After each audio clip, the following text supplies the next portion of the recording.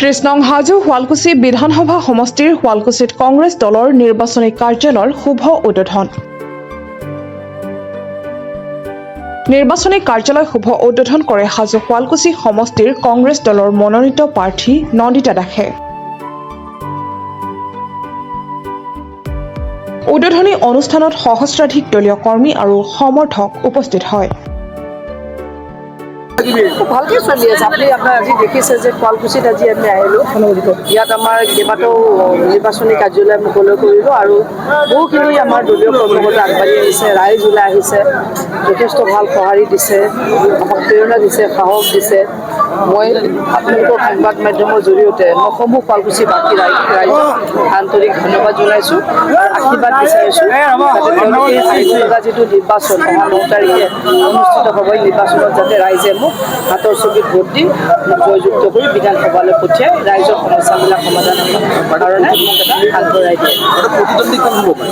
প্ৰতিদ্বন্দ্বী ইয়াতে মইতো এইটো দেখা নাই, তথাপি প্ৰতিদ্বন্দ্বী মানে কি নিৰ্বাচন হৈছে যিহেতু থাকিব, কিন্তু আমি দেখিছোঁ যে ৰাইজে যেনেধৰণৰ মোক সঁহাৰি দিছে, আমাৰ প্ৰচাৰটো তুংগত আছে।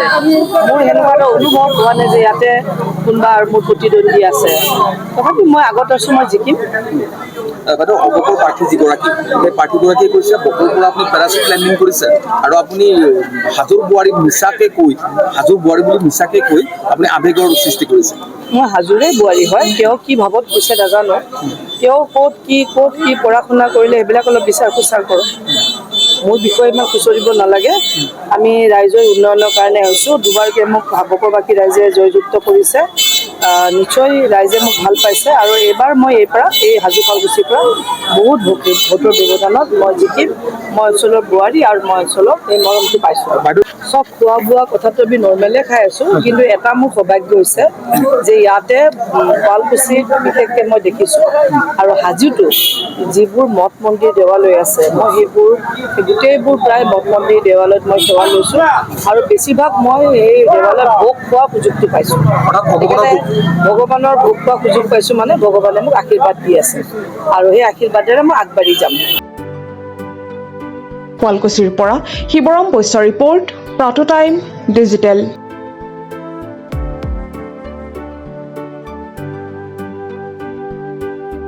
শদিয়াৰ পৰা ধুবুৰীলৈ, বৰাকৰ পৰা ব্ৰহ্মপুত্ৰলৈ সকলোৰে মাজত চিনাকি এটা নাম প্ৰাতঃ টাইম।